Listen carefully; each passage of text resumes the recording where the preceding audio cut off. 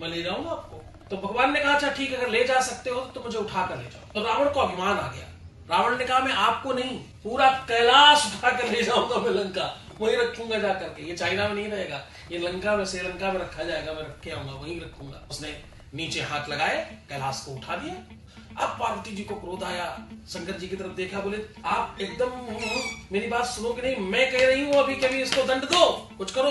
तो भगवान शंकर ने अपने पैर के बाएं नाखून को थोड़ा सा टच कर दिया जहां बैठे थे आसन में, तो उसके हाथ नीचे दब गए। अब हाथ दब गए और कहते कालांतर तक हाथ दबे रहे रावण के। रावण का अभिमान चूर हुआ कि नहीं, महादेव से लड़ना उसके, महादेव से को जीत नहीं सकता, इनसे तो भक्ति से ही जीता जा सकता है। क्योंकि परम ज्ञानी था ना, तो उसके ज्ञान के चक्षु खुल गए। जो ज्ञानी होता है, जो तपस्वी होता है, जो जिसके पूर्वजों ने तपस्या की हो, उसकी सबसे बढ़िया बात क्या होती है मालूम? वो संकट के काल में आंखें खोल देते हैं। अन्यथा 99.9% लोग संकट के काल में आंखें बंद हो जाते हैं, दिखता कुछ नहीं, रोते हैं, बिलखते हैं, परेशान होते हैं, दुखी रहते हैं, दिनचर्या खराब करते हैं, एंजाइटी ले लेते हैं, सब गड़बड़ कर लेते हैं। विद्वान वो है जो मुसीबत के काल में जाग जाए। तपस्वी वो है जिसके पूर्वजों ने पुण्य किया है, मुसीबत आएगी तो सब पे, लेकिन मुसीबत के समय जो जाग जाए। रावण की तपस्या काम आगे, रावण जाग गए। तो महादेव से लड़ना मुश्किल है, महादेव से लड़ नहीं सकते। महादेव से तो एक ही काम कर सकते हैं, भक्ति कर सकते हैं। तो उसको याद आया कि क्या करें ऐसा, तो उसे याद आ गया कि दादाजी कहते थे ये वाला श्लोक सुन के, ये स्तुति सुनकर भगवान नाचने लगते हैं, और नाचने लगेंगे तो छट जाएगा, तो मैं हाथ बाहर कर दूंगा।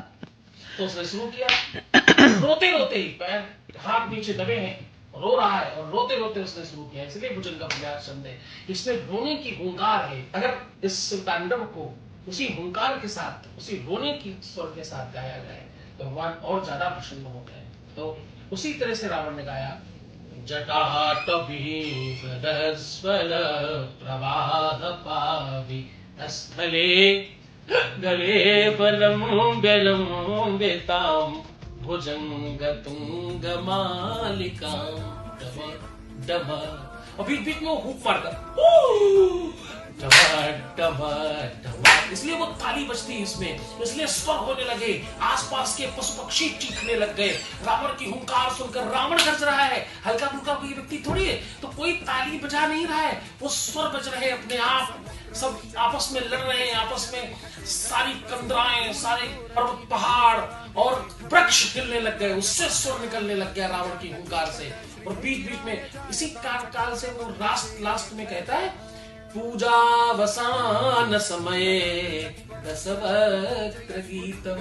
पूजा के समय में ये दशवक्त्र, जो भगवान महादेव को प्रसन्न करने के लिए जो दशानन ने ये गीत गाया, ये स्तुति गाई, इसको तांडव कहते हैं। उसे गाने से भगवान शंकर प्रसन्न हो जाते हैं। वो गाने लगा, भगवान शंकर प्रसन्न हो गए, नाचने लग गए, खड़े होकर के जैसे नाचने लग गए वैसे अंगूठा छूट गया, उसके हाथ बोला प्रभु अब तो चलो, अब तो आपको चलना, अब तो आप देखो नृत्य कर रहे हैं, आप